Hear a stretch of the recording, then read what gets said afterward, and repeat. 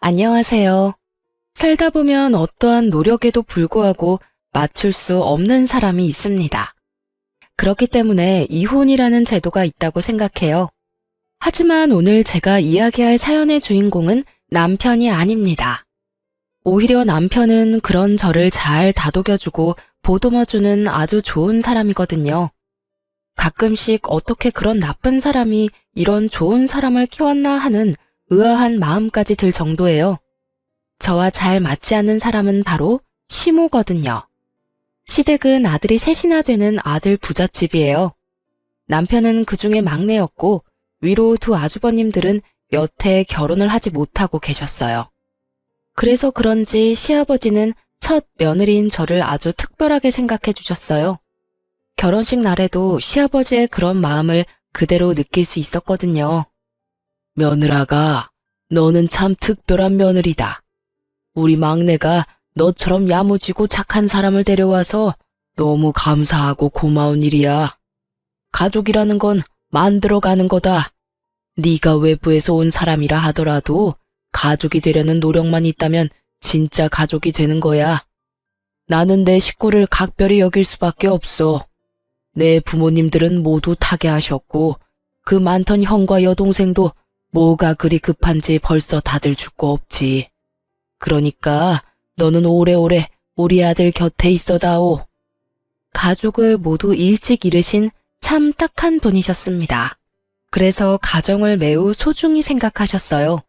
그런 시아버지의 모습은 남편과 참 닮아 있었죠. 네, 아버님, 저도 건강하게 그 사람 곁에서 오래오래 있을게요. 아버님도 오래오래 함께 해주세요.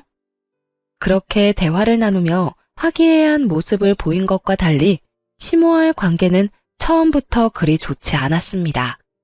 그리고 결혼할 때에도 시모는 저를 쳐다보지도 않았어요. 솔직히 가장 최악이었던 건 신혼여행 후 돌아왔을 때 시모가 한 말 때문이었어요. 딴 주머니 찰 생각 말고 내조나 잘해라. 그 말은 강한 경고로 들렸습니다. 마치 제가 남편 재산을 탐내는 여자처럼 보였죠. 하지만 남편은 버는 거에 비해서 돈을 많이 모아둔 사람이 아니었어요. 저와 남편은 같은 회사에서 만나 30대 후반의 늦은 나이에 결혼을 하게 됐거든요. 솔직히 그 나이쯤에는 어느 정도 재산이 모여있기 마련인데 남편에게는 돈이 정말 많지 않았어요. 남편이 낭비가 심하다거나 주식 같은 걸 하는 사람도 아니었고요. 저희 집도 공동 명의로 반반씩 해왔고 혼수는 제가 다 넣었을 정도로 남편의 수중에는 그리 큰 돈은 없었습니다. 그런 제게 이런 말을 하니 황당할 법도 하죠. 걱정 마세요, 어머님. 제가 내조 잘할게요.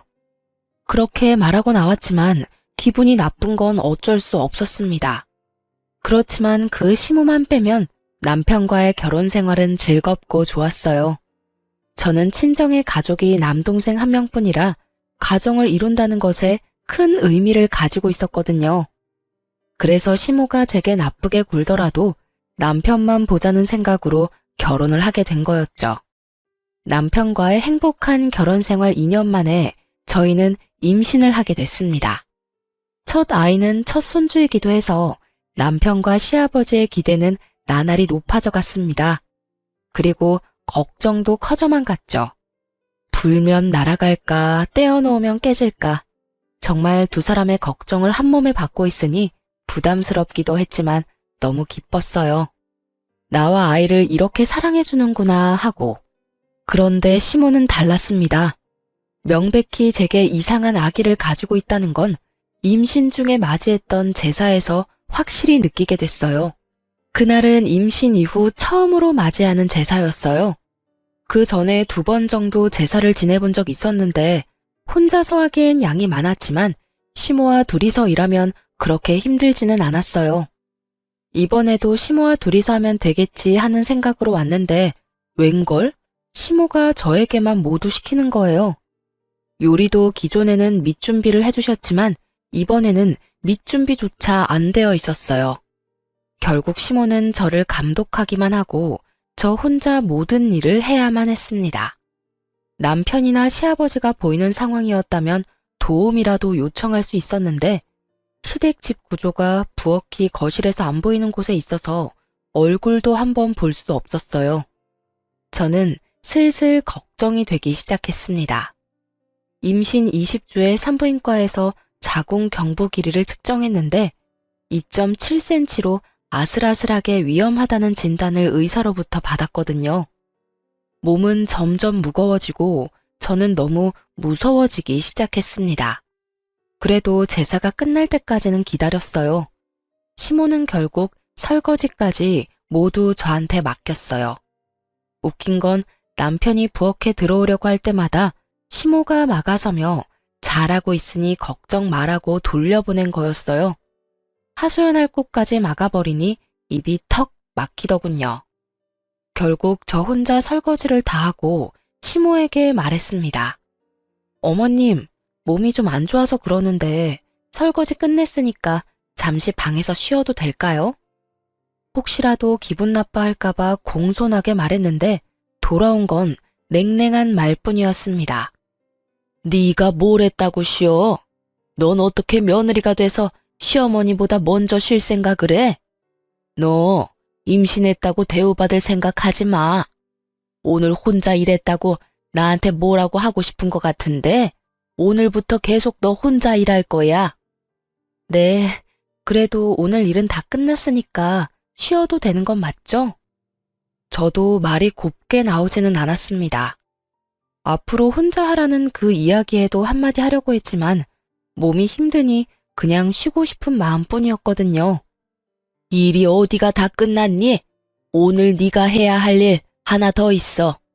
냉장고 정리 좀 해야 하는데 해놓거라. 나이가 들어 힘이 없으니 일을 못하겠구나. 네가 더 어리고 쌩쌩하니 네가 해. 깨끗하게 못하면 깨끗해질 때까지 시킬 테니까 한번 할 때 열심히 해. 알았어? 그렇게 말하고 시모가 돌아서는데 진짜 머리 뚜껑이 열릴 것 같더라고요. 내가 왜 여기까지 와서 시모가 어질러 놓은 냉장고 뒤치다꺼리를 해야 하나 싶었죠. 그런데 너무 스트레스를 많이 받았는지 배가 사르르 아파오더군요. 덜컥 걱정이 됐습니다. 저는 부엌에서 배를 부여잡은 채 남편을 불렀어요. 여보, 이리 좀... 무슨 일이야? 나 배가 너무 아파. 너무 무리했나 봐. 병원에서 자궁경부 길이가 짧아져서 조심하라고 했는데. 너 꾀병이지? 내가 일 좀 시켰다고 이러는 건 아니지. 어서 일어나지 못해? 시모의 말은 귀에 들어오지도 않았습니다. 아이가 잘못될까봐 그것만 걱정됐어요. 많이 안 좋아? 병원 가자. 내가 부축할게. 걸을 수 있겠어? 결국 시댁은 한바탕 뒤집어졌습니다. 남편은 저를 데리고 곧장 차에 실어 병원으로 향했어요. 저희 집과 시댁은 10분 거리였고 집과 산부인과 거리도 15분 정도라 금방 도착할 수 있었어요. 그런데 의사 선생님 표정이 좋지 않더군요. 유산 기운이 있으니 당분간은 누워 지내라고 말씀하셨어요. 그리고 입원해서 상태를 봐야 하고 퇴원해도 괜찮을 때까지는 좀 있어 봐야 한다고 했어요. 그 이야기를 듣고 있던 남편이 저와 아이가 걱정이 됐는지 얼굴을 찌푸리며 제게 말을 했습니다. 이렇게 될 때까지 일만 하는 바보가 어디 있어. 아이 생각해서 조금이라도 쉴 생각을 해야지. 나도 쉬고 싶었어. 그런데 쉴 수가 없었단 말이야. 어머니는? 어머니도 같이 일하셨잖아. 어머니한테 말했으면 쉬게 해주셨을 텐데. 어머님은 오늘 손가락 하나 까딱 안 하시고 나한테 다 시키기만 하셨다고. 내가 쉬고 싶다는 말 안 한 줄 알아? 제사 준비도 요리도 설거지도 다 혼자 해서 설거지 끝나고 쉬고 싶다고 이야기했는데 어머님이 네가 뭘 쉴 게 있냐고 쉬지 말라고 하시잖아. 할 일이 아직 남았다면서 시댁 냉장고 청소까지 시키던데. 제 말에 남편 눈이 커지더니 당황스러운 표정으로 말했어요. 어머니가? 왜? 일단 알았어. 내가 어머니한테 잘 말해둘게. 미안해, 신경 못 써서. 난 당신이 힘들면 나와서 쉴 거라고 생각했지. 계속 그 안에서 일하고 있을 거라고 생각도 못했어. 그러고 보니 어머니도 이상하긴 했지. 부엌에 못 들어오게 하시더라고. 대체 왜 그러신 거지? 그러니까 이상하지. 왜 나한테 이러시는지 모르겠어. 임신은 모르시는 것도 아니고. 저번 제사까지는 같이 제사 준비하고 설거지도 했는데 오늘은 아예 나한테 다 맡겨서 엄청 당황했다고. 제가 쉬고 싶어도 쉬지 못했다는 걸 알게 된 남편이 저를 안아주며 토닥거려줬어요. 어쨌든 내가 너무 미안해. 당신 힘든 줄도 모르고. 밖에서 아버지랑 이야기한다고 당신을 못 챙겼어. 다음부터는 내가 당신 챙길 테니까 걱정하지 마. 그리고 어머니한테도 확실하게 이야기해둘게. 다음부터 그런 일 있으면 나한테 전화해. 같은 집에 있어도 전화는 할 수 있잖아. 그러면 내가 확실하게 막아줄게. 남편의 다정한 말에 저는 배시시 웃으며 답했어요. 이 순간만큼은 시모의 나쁜 악담과 행동도 모두 잊을 수 있었어요. 알았어. 고마워, 여보. 고맙긴. 내가 오히려 미안하지. 당신 이렇게 될 때까지 몰라줘서. 힘들면 연차 쓰고 당분간 좀 쉬어. 우리 귀여운 딸랑구도 안정될 시간이 필요하다니까. 그렇게 남편은 저 대신 시모에게 이 상황에 대해 확실하게 말해주기로 했어요. 저는 남편만 믿고 뱃속의 아이에게 집중할 수 있었죠. 그렇게 3일간 입원하며 몸을 안정시킨 저는 퇴원하고 집에 돌아와서도 며칠간의 휴가를 쓰고 휴식을 취하기로 했어요. 마음 편히 누워있는데 시아버지에게서 전화가 왔더군요. 일하시는 동안 바쁘실 텐데도 제 몸이 안 좋다는 이야기에 시간을 내서 연락을 해주셨더라고요. 네, 아버님. 그래, 몸은 좀 어떠냐? 뱃속에 우리 손녀도 별탈 없지? 네, 잘 크고 있어요. 몸도 많이 좋아졌고요. 그렇게 대화를 두런두런 나누는데 현관 도어락 열리는 소리가 들렸어요. 남편인가 싶었지만 시간이 너무 이른 시간이라 남편은 아닌데 싶어 시아버지와 대화를 나누며 현관 쪽으로 향했어요. 그리고 현관에 나타난 사람을 보고 깜짝 놀라고야 말았죠. 바로 시모가 제 눈앞에 서 있더군요. 야, 너 싸가지 없는 년이 네 남편한테 뭐라고 짓거렸어? 어머님, 여긴 어떻게? 시모가 허락도 없이 도어락을 열고 들어와 제게 악담을 퍼붓기 시작했어요. 순간 저는 들고 있던 전화기를 아래로 내리고 시모의 목소리가 잘 들리도록 전화기를 고쳐 들었습니다. 시아버지가 이 모든 일들을 고스란히 들으실 수 있도록 말이죠. 그것도 모른 채 시모가 말을 하더군요. 내가 제사 준비에 설거지에 냉장고 청소까지 시켰다고 네가 일렀지? 그런데 그게 무슨 잘못이야? 시어머니가 며느리한테 일 시키는 게 뭐가 잘못됐냐고. 이런 일도 못할 거면 결혼은 왜 했어? 혼자 살면 되지. 임신했다고 아주 유별나게 구는데 너 그거 꾀병인 거 내가 다 안다. 너 때문에 나만 이게 무슨 꼴이냐고. 어머님, 갑자기 무슨 말씀이세요? 진정하고 말씀하세요. 진정은 무슨? 네가 일하기 싫어서 꾀병 부린 걸로 내가 왜 한 소리 들어야 해? 시집살이 네가 덜 당해봐서 모르지? 오늘부터 너희 집 살면서 시집살이가 뭔지 가르쳐 줄까? 새파랗게 어린 년이 남편만 믿고 어디서 어른한테 수작질이야? 내가 그렇게 만만해 보였어?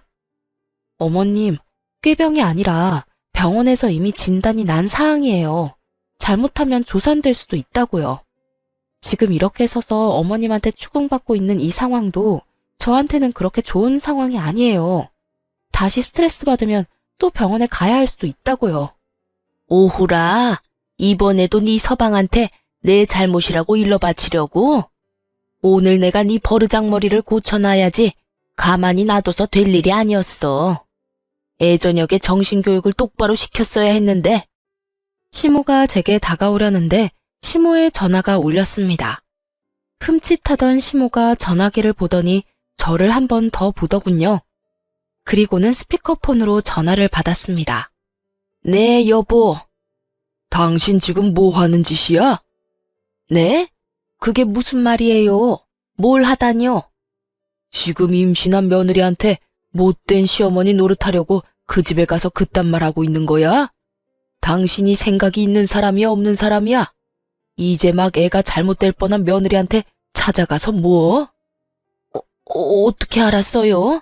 내가 아들 집에 와 있는 거. 치치미를 뚝 떼던 시모의 얼굴에서 여유가 사라졌어요. 그리고는 저희 집 주변을 두리번 살피더군요. 시아버지가 여기 있나 싶은 마음에 놀라서 확인하는 것처럼 보였어요. 내가 어떻게 알았는지 그게 왜 중요해? 지금 중요한 건 당신 행실이야. 어른이 돼서는 어린 며느리를 그렇게 쥐잡도록 잡고 시집살이? 세상이 어떤 세상인데 시집살이를 시켜? 하나뿐인 며느리야. 귀하게 여기지는 못할 망정 이렇게 사람을 괴롭히고 있으니 제삿날에도 설마 당신이 일부러 새하기 쉬지도 못하게 만들었어? 아유, 아니에요. 제가 무슨 며느리를 쥐잡듯이 잡아요. 나는 그저 지 남편 시켜서 저한테 한 소리 한 게 화가 나서. 뭐? 그 착한 놈이 당신한테 말할 정도면 당신이 잘못을 했겠지. 내가 이번 일 그냥 안 넘어갈 거야. 애가 잘못되기라도 하면 어쩔 뻔했어. 귀한 우리 손녀딸이 뱃속에서 놀라서 큰일이라도 났으면 어쩔 뻔했냐고. 당장 집에 들어와서 조용히 있어. 알아들어? 알았어요, 알았어. 집에 가 있을게요. 전화 끊지 말고 나와. 나와서 집에 들어가서 둘째 바꿔. 전화 끊기면 당신이 다시 며느리한테 가서 드자비질 하는 걸로 간주할 테니까 전화 안 끊기도록 조심해. 결국 시모는 시부의 전화를 끊지도 못하고 저를 죽일 듯이 노려보고 밖으로 나갔습니다.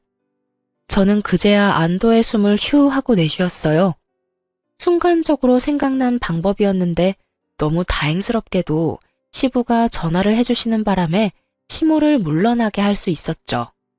30분 뒤에 시아버지에게 전화가 왔어요. 그래 아가, 괜찮니? 앞으로는 이런 일 없을 거다.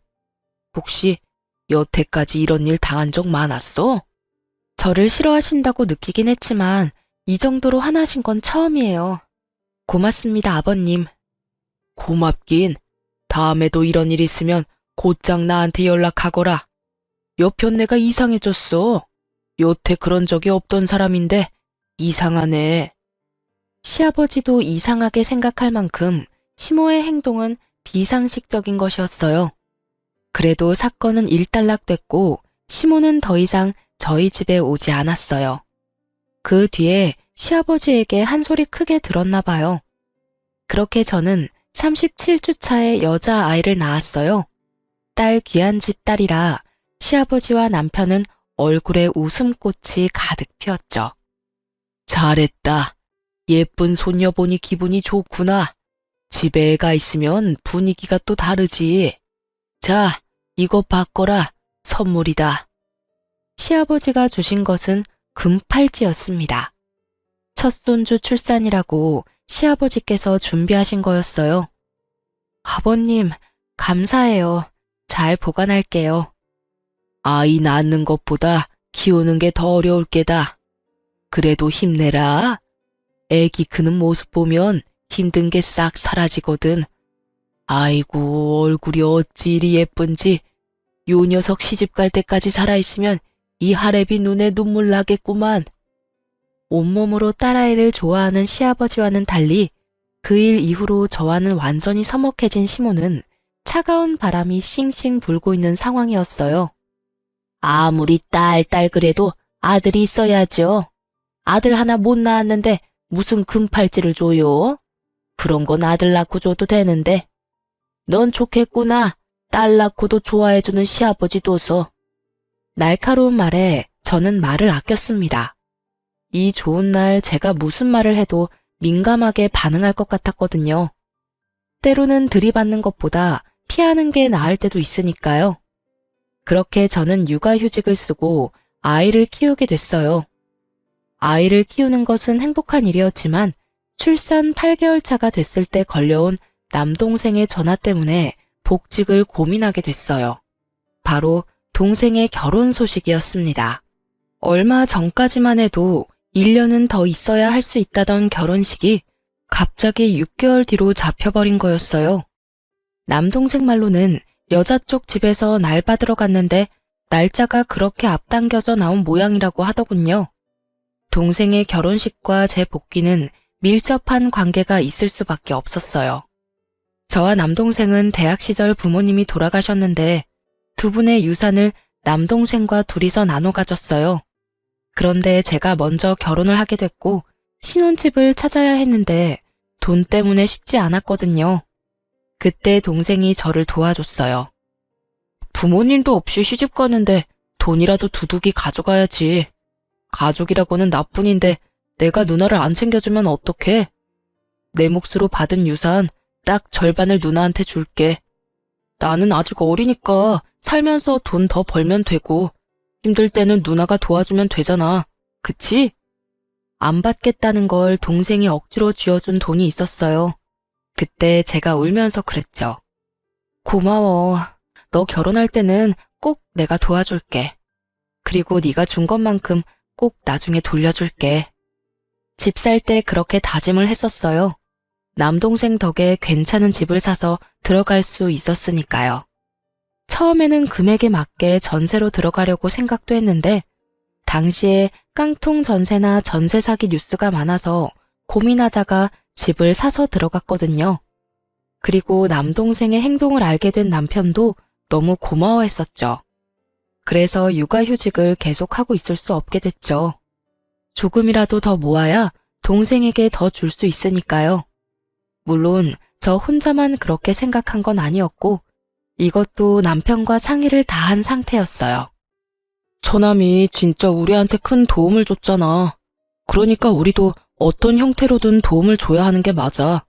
우리 아이도 중요하지만 우리가 받은 은혜를 돌려주는 것도 우리한테는 중요한 일이라고 생각해. 나는 복직하는 거 당연히 이해해. 당신이 애 못 챙기는 만큼 내가 더 챙기면 될 거야. 그러니까 너무 걱정하지 말고 복귀해서 일해. 남편의 말에 저는 고마웠고 미안했어요. 저도 애를 이리 일찍 떼어놓고 싶지는 않았지만 동생을 돕는 일도 소홀히 하고 싶지 않았거든요. 다만 시부모님은 저희의 결정을 그리 좋아하시지는 않으셨죠. 그래도 저희의 선택이라며 시아버지는 저희 결정을 존중해 주셨어요. 그런데 문제는 시모였습니다. 왜 1살도 안 된 애를 어린이집에 맡기냐며 난리도 아니었어요. 그렇다고 자신이 봐줄 것도 아니면서 어찌나 난리를 피우는지. 저도 애를 어린이집에 맡기고 싶지는 않았어요. 그렇지만 봐줄 친정도 없고 시모는 저 모양이니 어린이집 말고는 믿을 곳이 없는 것도 사실이었죠. 그렇게 복직 소식을 알리고 일주일이 지난 어느 날, 저는 아주 황당한 일을 겪게 됐어요. 그날은 남편이 야근을 한다며 연락을 한 날이었습니다. 어린이집에 가서 아이를 데려와 집으로 올라오는데 아파트 저희 집 현관 앞에 시모가 서 있었어요. 어머님, 여기는 어쩐 일로 오셨어요? 연락이라도 하고 오시지. 저는 엉망이 된 집안을 떠올리며 시모를 안으로 모셨어요. 내가 오늘 어이없는 이야기를 들어서 말이다. 너 돈 번다고 일찍 복직한 이유가 네 남동생 때문이니? 제 남동생 결혼식 때 돈 해주려고 일찍 복직한 거야? 아, 들으셨어요? 맞아요. 저희 결혼할 때 동생한테 받은 게 있어서. 너 미쳤니? 어떻게 둘이 같이 번 돈을 네 남동생한테 갖다 바쳐? 그 돈이 네 돈이야? 남편이랑 같이 번 돈이지. 저는 당황했어요. 이분이 왜 이러나 싶었죠. 어머님, 지금 남편과는 통장 합치지도 않았어요. 생활비는 생활비대로 따로 각자 내서 생활하고 있고 나머지 돈은 어떻게 하던 간에 그건 저희들 마음이에요. 집안 경조사 때 쓸 돈 때문에 모으는 돈이 있긴 한데 그건 동생한테 줄 거 아니고요. 제가 번 돈을 모아서 동생한테 주는 거니까 남편 돈 쓰는 거 절대 아니에요. 그러니까 그런 걱정은 안 하셔도 돼요. 걱정이 왜 안 돼? 너희는 부부야. 돈이 모이면 서로에게 쓰는 게 맞는 거지. 그런 식으로 함부로 친정에다 돈 주고 그러는 거 얼마나 잘못된 건지 모르지? 저는 당황했습니다. 왜 저희 돈 문제에 시모가 이렇게 간섭하는지 모르겠더라고요. 제가 동생한테 돈 주는 게 왜 잘못된 거죠? 저희가 구매한 이 집, 동생이 빌려준 돈 보태서 산 거예요. 원래라면 돌려줘야 할 돈인데 저희 사정이 그러지 못하니 결혼식 축의금이라도 좀 더 챙겨주려는 것뿐이에요. 왜 저희가 그걸 어머님께 지적받아야 하는지 도무지 이해가 안 가는데요. 뭐라?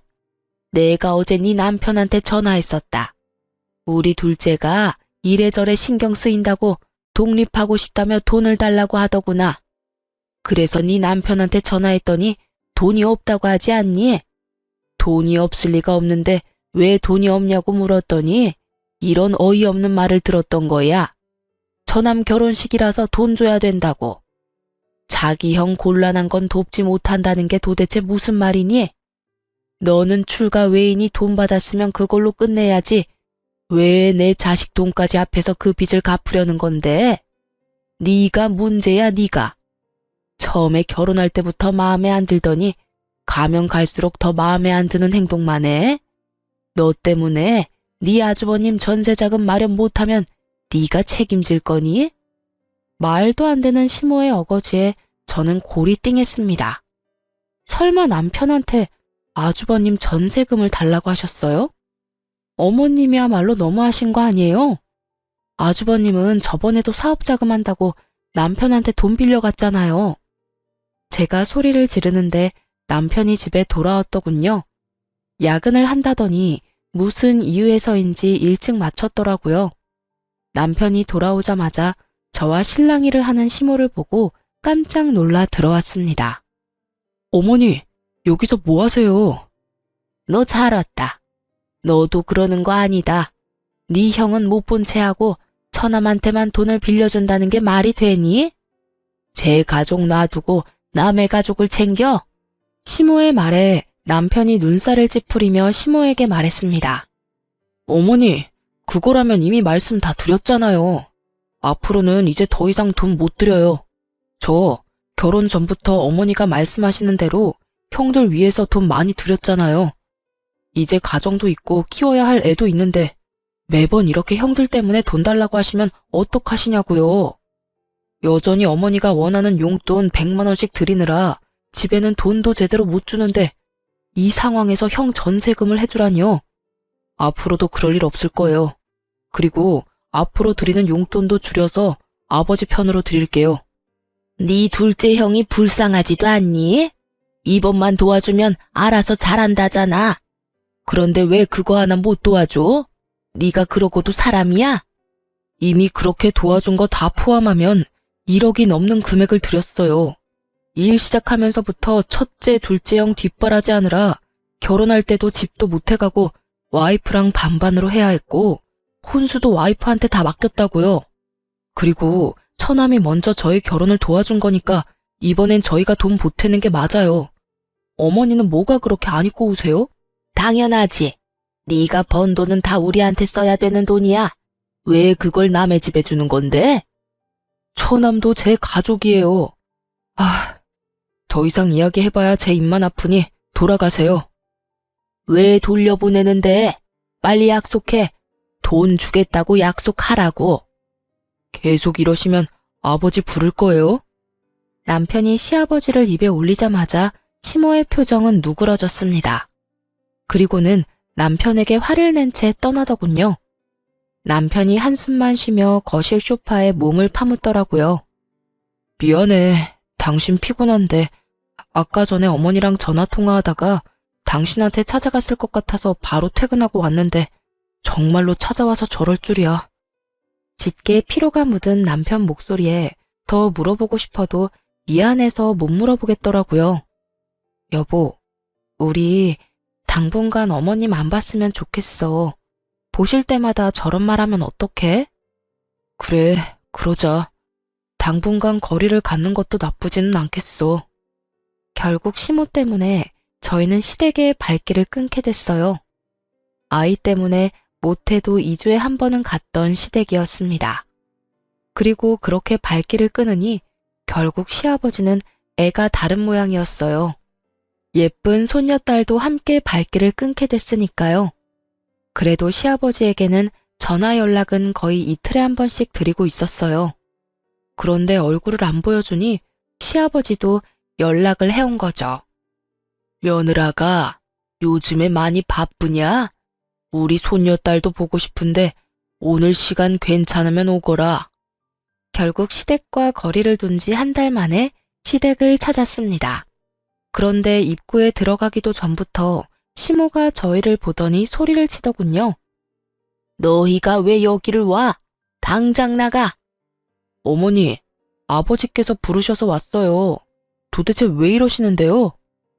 너희는 여기 들어올 자격 없어. 둘째 형 나 몰라라 버린 주제에. 끝나지 않는 둘째 아주버님 타령에 저도 남편도 기가 막혀 말도 안 나오더군요. 그때 나온 것이 시아버지였어요. 이게 다 무슨 일이야? 당신 왜 애들 못 들어오게 막고 있어? 당신이 애들 불렀어요? 왜 불렀어요? 난 얘네들 집에서 대접할 마음 요만큼도 없어요. 그게 무슨 소리야? 아버님, 제가 설명할게요. 어머님이 한 달 전쯤에 저희 집에 오셔서 저한테 화내신 적 있어요. 그 말에 시아버지 눈썹이 실룩거리더군요. 저는 괜히 서러워서 눈물이 나서 결국 울면서 시아버지에게 말했어요. 제 동생이 저 결혼할 때 많이 도와줬어요. 자기 몫으로 받은 유산도 반이나 떼어서 줬거든요. 그 덕분에 저희 지금 신혼집 매매로 들어올 수 있었고 이번에 동생 결혼식이 있어서 그때 받은 것만큼 다 돌려주지는 못해도 돈 좀 모아서 결혼할 때 축의금으로 좀 많이 주고 싶어서 제가 복직도 일찍 하고 일을 한 거거든요. 그런데 어머님이 왜 그 돈으로 동생 도와주냐고. 둘째 아주버님 전세자금으로 줘야 할 돈인데 왜 마음대로 쓰냐며 저한테. 그게 사실이냐? 당신이 말해봐. 당신이 진짜로 며느리한테 친정 도와주는 거 하지 말라고 말했어? 예, 제가 그랬어요. 그게 뭐 잘못됐어요? 결혼해서 집 나왔으면 출가 외인이에요. 게다가 변변한 친정도 없으면서 번 돈을 모두 친정에 준다잖아요. 게다가 막내도 막내지. 내가 둘째 형 전세금 도와달라고 했더니 안 된다면서 매몰차게 거절하더니 여기는 무슨 낯짝으로 찾은 거야? 당신이야말로 무슨 낯짝으로 거길 찾아가? 내가 저번에도 이야기했지. 제발 어른이면 채통 좀 지키라고. 당신이 뭔데 아들 내외 집에 가서 돈 쓰는 거에 화를 내고 와? 애들이 허투루 돈 쓰는 것도 아니고 다 좋은 곳, 갚아야 할 곳에 쓰는데 당신은 뭐가 그리 고가워? 그럼 화가 나지 않나요? 당신은 왜 이렇게 얘네들 편만 들어요? 당신은 우리 둘째가 불쌍하지도 않아요? 그 나이가 되도록 제대로 된 지원도 못 받고 결국은 저렇게 혼자 남은 애가 불쌍하지도 않냐고.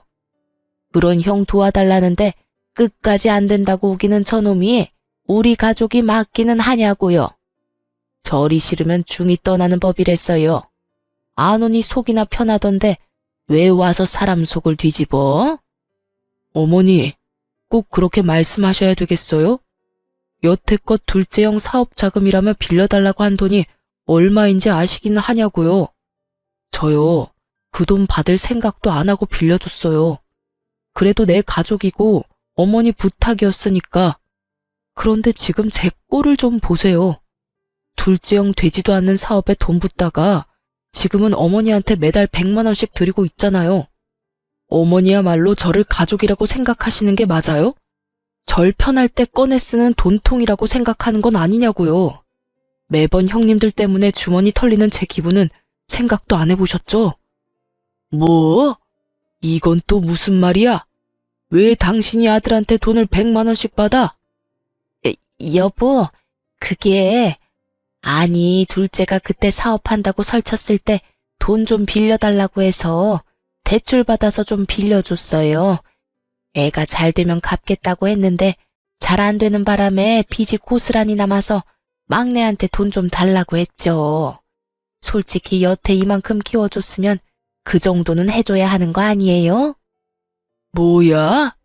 지금 당신 미쳤어? 대출을 막내한테 대신 갚게 한 거야? 미치지 않고서야 이런 짓을 할 리가 없지.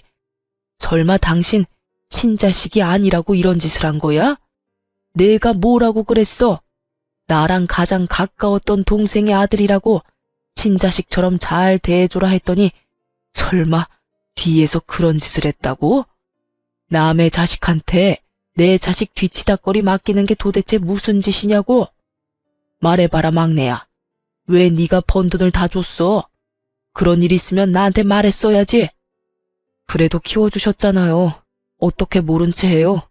키워준 은혜라고 생각하며 드린 거예요. 얼마 전에 아내한테까지 돈 문제로 막말하시는 거 보고 더 이상 안 드리겠다고 했더니 화를 엄청 내고 돌아가셨고요. 듣고 있던 저는 이야기에 따라가기가 힘들었어요. 남편이 친자식이 아니라니. 시모에게의 남편은 자식이 아니라 시조카였던 거예요.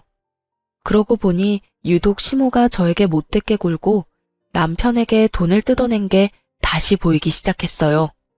그리고 저에게 못되게 군 것도 손녀딸에게 애정이 없었던 이유도 모두 이해가 갔죠. 제가 있어서 남편 돈을 온전히 다 못 받으니까 저와의 결혼 자체를 탐탁치 않게 생각한 거예요. 남편이 저와 결혼하지 않았다면 영영 자신의 친자식들을 위한 통장으로 사용했을 거라는 생각을 하니 소름이 쫙 끼치더군요. 착한 남편이 여태 두 형들 뒷바라지하느라 그렇게 돈이 없었구나 생각하니 남편의 주머니 사정도 이해가 갔습니다. 시부의 얼굴은 화가 나는 걸 넘어서서 못 터질 것처럼 벌겋게 부풀었어요. 이 여편네가 정신이 나갔네 나갔어. 노망이라도 든 거야? 그래서 지금까지 막내를 그렇게 이용해 먹었다 이거냐고? 키워줬다는 이유 하나로? 키워준 은혜 갚는다는 막내한테 돈 뜯어서 당신 자식들한테 돈 갖다 바치고 다 털어먹고? 생각이 있는 거냐고? 내가 저 녀석 제대로 된 인간 노릇할 때까지 돈 한 푼 주지 말라고 한 거 잊었어? 사업에 능력이 없으면 포기하고 다른 직장을 찾아야지. 나이 50이 다 돼가는 놈이 여전히 직장도 없이 집에 빌부터 살고 그것도 막내 돈으로 속 편하게? 당장 짐 싸. 짐 싸서 둘째 녀석이랑 당신 둘 다 나가. 둘째 너는 제대로 된 직장 얻기 전까지는 집에 한 발짝도 못 들어온다. 얼른 나가. 시아버지의 말에 이 모든 상황을 관망하고 있던 둘째 아주버님이 황급히 나서며 말했어요. 아버지, 저는 잘못 없어요. 다 엄마 혼자 한 행동인데 왜 저한테까지 불똥이 튀어요? 내 말 못 들었냐? 네 놈이 일찌감치 자리 잡고 직장 얻었으면 이럴 일도 없었어. 동생 보기 부끄럽지도 않아? 아니, 이번엔 분명히 괜찮은 아이템이라 성공할 줄 알아서. 아이템 같은 소리하고 자빠졌네. 야, 똑같은 이야기를 벌써 20년째 듣고 있다. 네가 털어먹은 돈이 얼만지 알기나 해? 봐주는 것도 이제 끝이야. 그럼 집은요? 전세금이라도 주셔야 나가죠. 전세금? 네 앞에서 감히 전세금 소리가 나와? 첫 달 월세 그것만 지원해 줄 테니 다음 달부터는 네가 일해서 월세 갚아. 100만 원 딱 줄 테니까 당장 나가. 배달이든 공사판을 뛰든 뭐든 해서라도 돈 벌어. 여보, 어떻게 그렇게 잔인한 말을 해요? 여태 돌봐줬으면 많이 봐줬어. 계속 끼고 돌고 당신이 막내한테 돈 뜯어다 둘째한테 바치니까 이 녀석이 아직도 정신을 못 차리는 거라고. 어디 감히 집안을 돈 나오는 봉으로 생각해? 그리고 당신도 같이 나가. 나가서 이혼 서류 받을 준비나 해. 시아버지 입에서 나온 이혼이라는 단어에 시모의 낯이 새하얗게 질렸습니다. 네? 여보, 이혼이라니. 안 돼요. 이혼만은 안 된다고요. 뭐가 안 돼? 이번 일로 당신이 우리 집안을 내 가장 소중한 동생과 시조카를 어떻게 생각하는지 잘 알았어. 동생 내외 죽고 그 아이 데려왔을 때 내가 당신한테 부탁했지? 이제 내 가족 중에 단 하나 남은 조카라고. 위로 형이 둘이나 있었지만 자식 남기고 죽은 유일한 내 핏줄이라고. 게다가 눈이 있으면 봐. 막내가 당신한테 얼마나 살뜰하게 잘했는데 친자식보다 더 친자식처럼 섬기고 받들었는데 그런 아이 마음을 이용해서 돈을 뜯어? 네가 인간이야? 귀신도 너보다는 착하겠다. 그러니까 나는 당신 용서 못해. 그리고 둘째 싸고 돌며 집안 돈 다 떨궈먹은 것도 이해 못하고. 여보. 시모는 시아버지의 바지를 붙잡고 매달렸지만 시아버지가 차갑게 뿌리쳤습니다. 막내야, 네가 어떻게 해봐. 다 너 때문에 이런 일이 벌어진 거잖아. 너 때문에 나랑 네 형 집에서 쫓겨나도 되는 거냐? 또 막내한테 그만하라고 했지? 막내 잘못이 아니라 당신이랑 둘째 잘못이라고. 애먼 사람한테 책임 전가하면 할수록 내 생각이 굳어진다는 것만 명심해. 결국 시모와 둘째 아주버님은 강제로 집을 나가게 됐어요. 시아버지가 용달차를 불러 시모와 아주버님의 짐을 싹 다 실어버렸거든요. 어딜 가든 제대로 된 직장 가지면 여기 돌아올 생각하지 마라. 그리고 당신, 막내한테 연락 한 번만 더 하면 내가 다리 몽둥이를 분질러 버릴 테니까 그렇게 알고 있으라고. 결국 시모는 그렇게 애지중지하던 둘째 아주버님과 시댁에서 나가게 됐습니다. 그 이후로는 저희 남편이 주는 돈도 못 받게 됐고 단칸방에서 두 분이 살게 됐다고 해요. 게다가 나간 지 얼마 안 돼서 이혼 서류까지 받았다고 하더군요. 시아버지가 그 이야기를 하며 저한테 그러셨어요. 미안하다. 내가 좀 더 신경 썼더라면 이런 일이 없었을 텐데. 우리 집안 사정 때문에 며느라기 네가 힘들었지? 괜찮아요, 아버님. 저희는 지금이라도 다 바로잡을 수 있어서 다행이라고 생각해요. 그래, 그 두 사람한테 연락 오면 언제든지 나한테 전화하거라. 내가 가서 혼쭐을 내줄 테니까. 그렇게 시모와 둘째 아주버님이 나가고 집안은 평화를 찾았습니다. 그래도 평생을 함께한 시모와 둘째 아들이 그런 짓을 저질렀다는 걸 알고 나서 자괴감에 굉장히 힘들어하시는 것 같았어요. 그래서 저희는 시아버지와 함께 만나서 식사도 자주 했고 집으로 초대도 많이 했어요. 그리고 아이와 시아버지를 모시고 함께 여행도 다녔죠. 예쁜 손녀딸과 함께 지내면 비어버린 마음 한구석도 채울 수 있을 것 같아서 그렇게 해드렸어요. 그날도 시아버지께서는 아이를 목에 태우고는 여행을 갔다가 집으로 돌아오는 길이었어요. 시댁 앞까지 시아버지를 모셔다 드리려는데 그 앞에 시모가 서서 시아버지를 기다리고 있더군요. 싱글벙글 손녀 재롱에 즐거워하던 시아버지의 얼굴이 얼음장처럼 순식간에 차가워지더군요. 여긴 왜 찾아왔어? 여보, 잘 지내고 있으니 보기 좋네요. 다른 게 아니라 둘째가 직장 취직했어요. 택배 일인데 그래도 돈 벌고 있으니 이제 자기 앞가림도 하고. 그러니 이제 저도 다시 여기로 돌아오고 싶어요.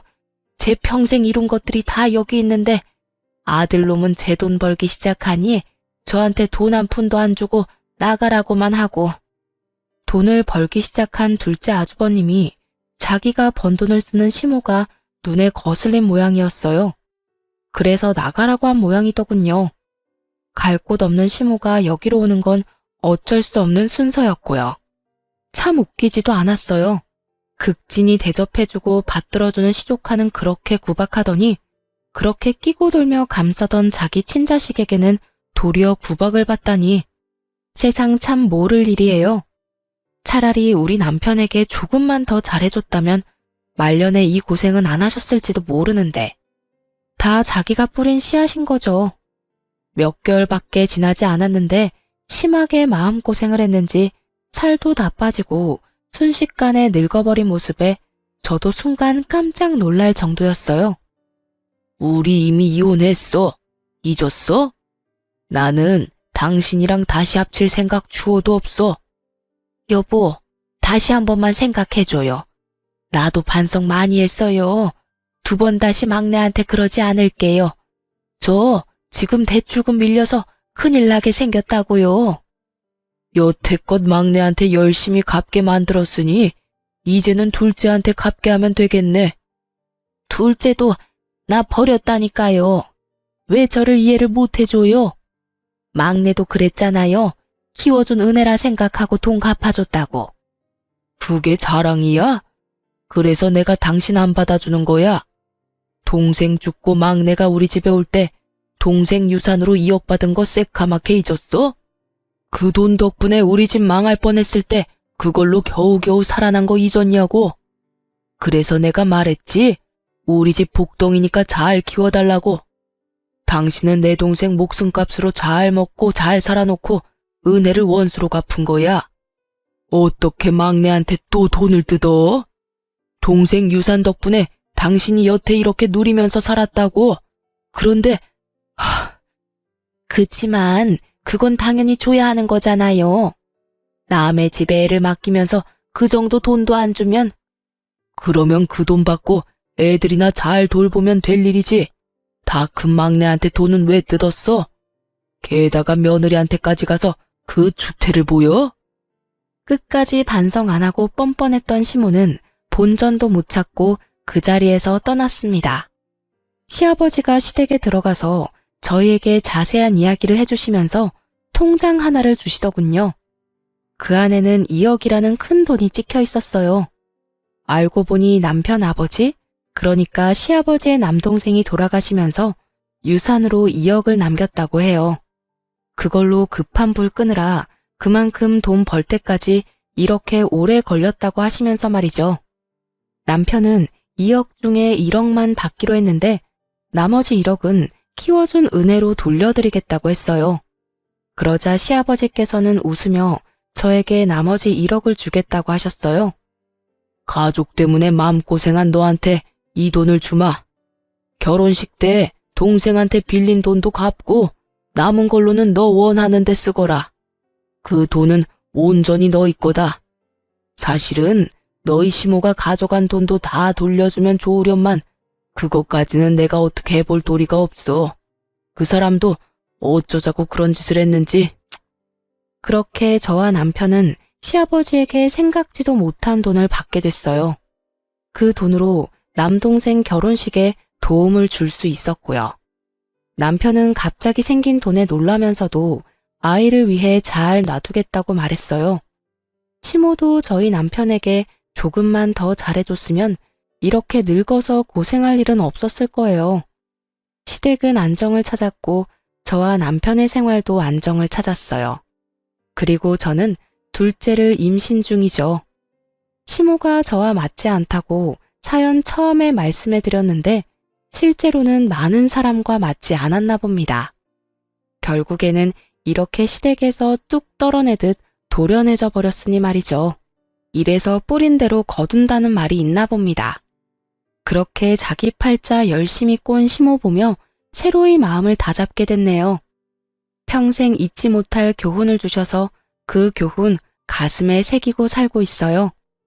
지금까지 제 사연 들어주셔서 감사합니다. 좋은 하루 되세요.